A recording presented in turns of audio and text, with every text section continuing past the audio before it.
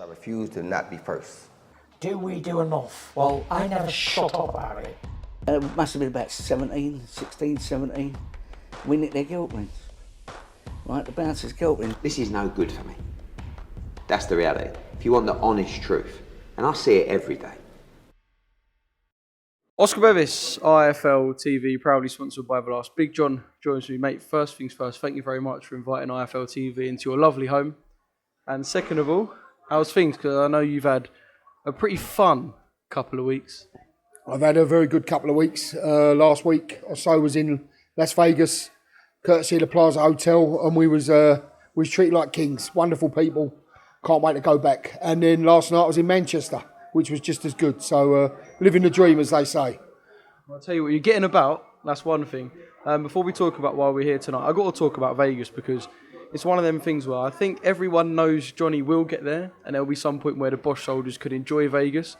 So just kind of experiencing it and realising that, I don't know, mate, be it 12 months, 18 months, Johnny will be here. Did you kind of walk around and envisage what it will be like when Johnny does fight in Las Vegas? Of course, you know, you walk around the casinos, you walk down the strip, you walk down downtown, and the fact that like we see like a few people like recognise you, obviously the Bull Army, the Bosch Army, but can you imagine if there's 300-400 of us all there together?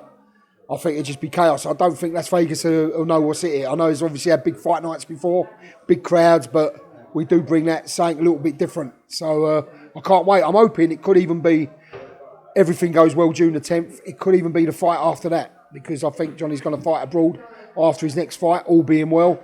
So who's to say it won't be Vegas? Well, now you're getting us excited, so we're going to slow down for a sec, because I know a few people watching this, their hearts will be racing after that. Sponsor night at Fisher HQ.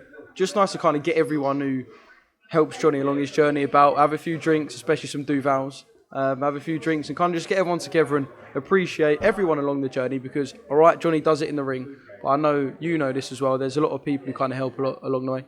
Johnny's got great support when he fights, but he couldn't do what he does without the support of the people that we've got here tonight. And it's good just to give a little bit back. But they're not only sponsors, they're friends. You know, we built up great friendships with the people that have supported Johnny. And we can't thank them enough. Johnny can't thank them enough. But we really have got a great group of people, group of companies, all merged in together now, and we all help each other. It's like one big family. Can we shout out the wings that are being done here tonight? Because they are absolutely gorgeous. There's about 4 flavours, and I reckon I've sampled every one twice over. Is it ginger wings? Yeah. It's Jack Blumenthal, ginger wings and Marlow. We've become friends with him over the last year, and he's come and sat up here tonight, and exceptional. I wanted people to try what the food was, because I know how good it is. But it's wings, strips, fries, unbelievable food. So if you ever get the chance, ginger wings and Marlow, give them a look in. 100%. So let's talk June the 10th then. Obviously, Johnny back out. I know last time was in Liverpool. Kind of one of them where it's nice to get his fans and his core support. I know he's built that countrywide support now, but nice to get him back where they're familiar. London, Essex can all turn out. And, a big night for the Bull Army. Yeah, listen, it's great to go all over the country. And as I say, I was in Manchester last night, and everyone asked you about Johnny, the Romford Bull, and that's great. Liverpool was fantastic. Unbelievable night, but it is always good to box in London. You know, let the home support see him and come out in numbers, and I think we've already done quite a few. It's on the link now, which is a little bit more difficult to track, but when I look at the tickets, they're going daily by quite a lot, so keep it up, and it's just great, the support that he receives when he fights. It's like no other. You know, when Johnny gets in the ring, the place erupts, so hopefully it's going to be the same again, June the 10th, Wembley Arena. I know Johnny always seems to keep such a cool head, which I find amazing. Doesn't matter what's going on, Johnny's always seems to be laser focused. I know it'll be the same for June the 10th. How's he been kind of in the build up to this? Because again, it's a massive night, and I suppose this will probably be the biggest following he's had since he's turned professional. So how's he kind of felt around the build up to this fight? I've got to be honest with you. He sparred today. He's been sparring someone, I can't say who it is, really well. He's looking in really good place. He just keeps his feet on the ground. He just does what he has to do, and he lets everything else take care of itself. You know, as long as he's keeping fit, keeping strong, he'll be all right on the night, and he'll worry about the crowd when it's all finished. Do you think there's kind of a bit more pressure than there was originally on Johnny? Because he had the original pressure of there's people there. We know that now. He's had enough fights where he's got a big crowd. But now it's kind of like there's a big crowd who are baying for blood of the other man. And perhaps there's some of them who are baying for titles. So, look, we know Johnny hasn't had the biggest amateur background. But do you think there's kind of perhaps added pressure on maybe this and maybe the next couple of fights for Johnny? Listen, you're always going to get pressure, and that means you're doing well.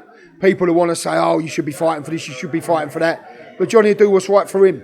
Boxing's a short career. He's got to do it the right way. If you make one mistake, it could all be over. So he's got to do it at his pace. He is improving his opponents every fight. You can see that. It's just he's getting opponents out there a lot quicker than what other people have done. So people think, oh, it's too easy, it's too easy. It's not. It's just that he's doing it easier than what others have done it. But listen, there will be a time very soon when he will be fighting for titles. But you've got to make sure the time's right. He's only just started fighting 8-rounders. Have another 1 or 2 8-rounders, move up into the 10-rounders. Do it properly. So when you get to these 10-round fights, title fights, you're there to stay. You're not there just to slip back down. Because trust me, Johnny's a great boxer. He's a good talent. But it's a bloody hard sport. And you've got to do it the right way. Otherwise, you find out quickly in a boxing game. We'll talk about you going to Vegas. I know Johnny was. I done a Zoom with him while he was over there, obviously, when Joe was in training. I feel like there isn't anyone that that Johnny hasn't sparred right now. He must be telling you all the secrets. I know he can't tell us too much, but he must be learning an absolute massive amount from sparring all of these boys. Like I said, I feel like he sparred everyone there is to spar in the scene now. You know, when Johnny sparred Joe, he was Joe's main sparring partner for the Parker fight. He didn't spar him for the Zhang fight. I was lucky enough to go out to Vegas to witness that, and you could see the intensity for both Johnny and Joe. I've never seen anything like it. And I think he showed with Joe in that fight against Parker.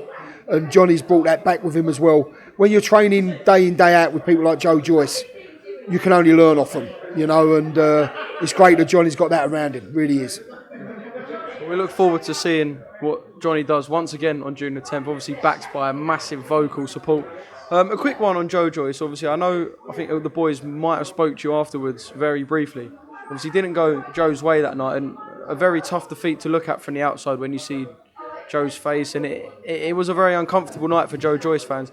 How do you kind of assess that? Because we know Joe will be back, we know what he's about, he's a warrior, but it was quite an uncomfortable night in many senses.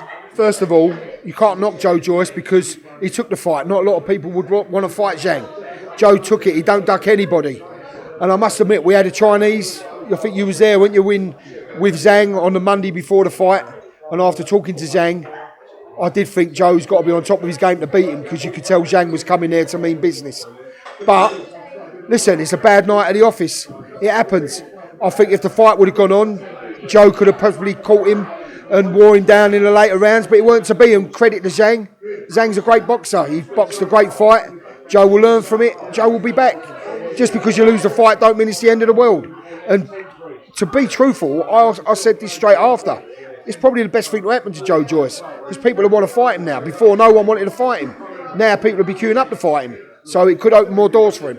100%. Take the rematch, avenge the defeat, learn from your mistakes. And as I say, hopefully he wins the rematch. But if Zhang's to win again, then full credit to Zhang again. But what great fight. You know, that fight was a great fight, whatever else says. And it will capture the imagination of the boxing world again. So credit to both men for taking the fight. Joe Joyce is a warrior, Zhang's a warrior. And, you know, we're needing that in heavyweight boxing at the moment for the top ones to fight each other. So we got that. You get a winner, you get a loser. Hopefully Joe will come out on top in the rematch. But taking nothing away from Zhang, you know, what a talent he is as well. We look forward to that fight, of course, if we do get to see it. I've got to end on one more thing before we have a couple more Duvals. Marbella. Club nights, I mean, we say Johnny's flying, your brand is absolutely buzzing at the moment. And you've ended up getting a couple nights in Marbella as well. I reckon if I was going to pick a night, it would be Big John in Marbella. You must be absolutely looking forward to that. Well, you forgot about David Guetta at the Beach Club, VIP. You know what I mean? Jonas Blue, I was supposed to go and see him in Vegas as well, but unfortunately I was filming. Listen, I'm living the dream. I'm 50 this year, so it's like I'm having all my birthday presents come together. But listen, I was in Vegas with my wife. I was in Marbella with my wife and my daughter. I'm a family man at the end of the day. I enjoy all these things, but feet firmly on the ground. Just enjoy the ride. It ain't going to last forever. but I'm going to have a good time while it's there. And in a Duval glass, all I can say is, Sangria, Sangria. There's Sangria in there, by the way. Bosh!